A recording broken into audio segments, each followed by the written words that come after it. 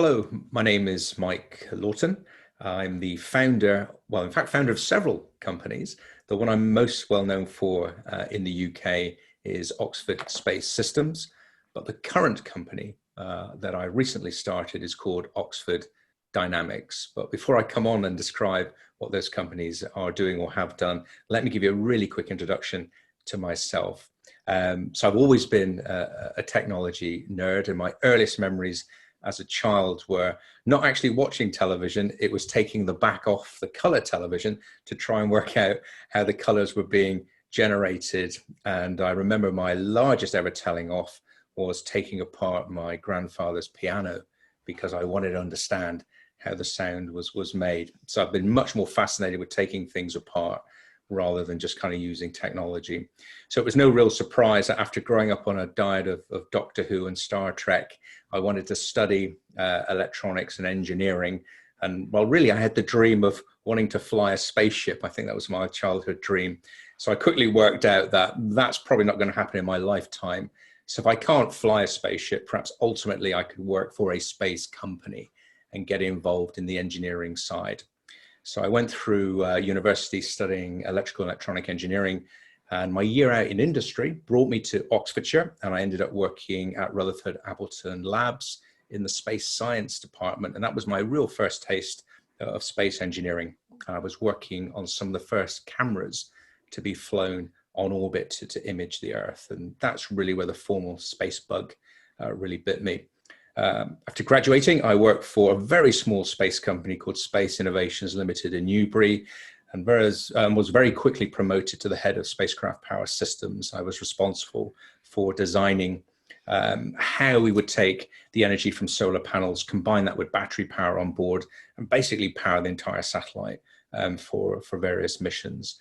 From there, I actually left and started my own first company called Future Tech Electronics, and that actually gave birth to two internal business units, which I then grew and sought external private equity funding. So my first toe dip in the water of private equity and the need to have investors on board came from essentially two companies I grew in parallel. One was pursuing biofuel technology that led me to be, well, subsequently green entrepreneur for India in 2009, and that led to a joint venture that took biofuel technology into India, and it had quite a strong charity element to it, hence the award.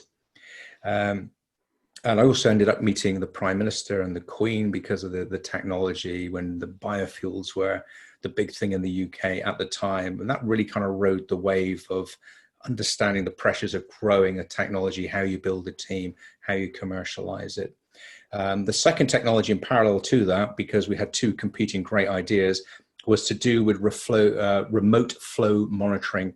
And we designed and developed an idea I had at university for how we could remotely monitor drinks quality.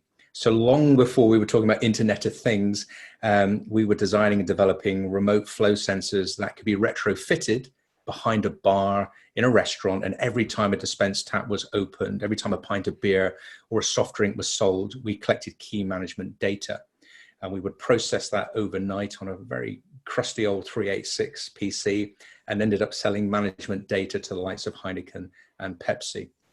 So that was my first experience of an engineering business that had a recurring revenue stream from selling data. So bringing things more closely up to date, about 7 years ago, I founded Oxford Space Systems after exiting both those two previous businesses. And I think it was a case of right place, right time in the space industry.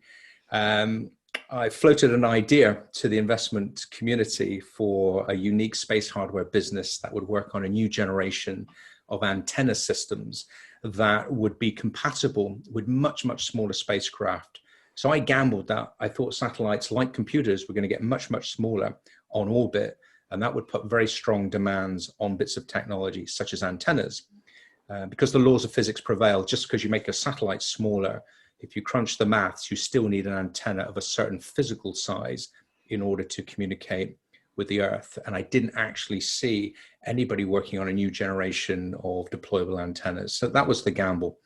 And I remember first talking to a VC, and he said, absolutely no way, I don't do space, it costs too much, but you've got 2 minutes while I walk to my next meeting to convince me otherwise. So that was my best pitch ever, because we got to the meeting, or we got to his meeting room, and he said, you've now caused me a problem, this is interesting, come back tomorrow. So long story short, it went from a no to securing my first £600,000 of investment within about 8 weeks. And that really set OSS off on a tremendous journey. And here today, Oxford Space Systems is now one of the highest valued space tech startups in the UK.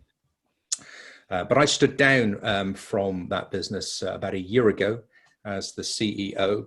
Obviously, I'm still a shareholder in that business, and I do carry out some ad hoc advisory work for the business. But it was clear that where I wanted to go, I guess as the maverick entrepreneur, was different from where the investors wanted to go. I think it's a classic story of investors getting involved in technology businesses. They have a certain agenda which could be different from the founder. So an amicable split. I went separate ways. So about a year ago, I founded my latest venture, which is Oxford Dynamics. It's exploring a number of ideas, and I'm actually under contract with the UK MOD for one of those ideas. And unfortunately, due to confidentiality agreement arrangements, I'm not able to speak too much about that. But essentially, the thrust of Oxford Dynamics is developing intellectual property that's associated with the defense of, or the protection of assets, both on orbit and in the air. And it's targeting both defense and commercial sectors. So it's a pretty ambitious thrust for a startup. But as I said, we have the first contract underway, a lot of interest in the concepts that have been presented to the MOD. And hopefully in the next couple of weeks, we'll understand whether we've secured a significant contract, which will really set the trajectory for Oxford Dynamics. What I'm looking for from Bessemer, and one of the primary reasons for joining, is excellent networking connections. Business is all about who you know, and getting the talent and those connections that can help you grow a business.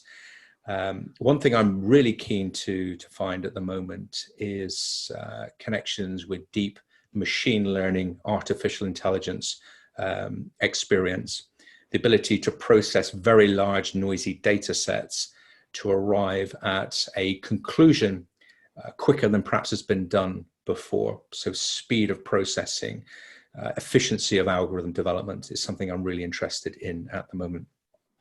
Although I'm a relatively new member of the Bessemer Society, I think already the connection is paying off because within the first couple of weeks, an excellent connection was made to the University of Oxford along the lines of machine learning that hopefully can come to fruition.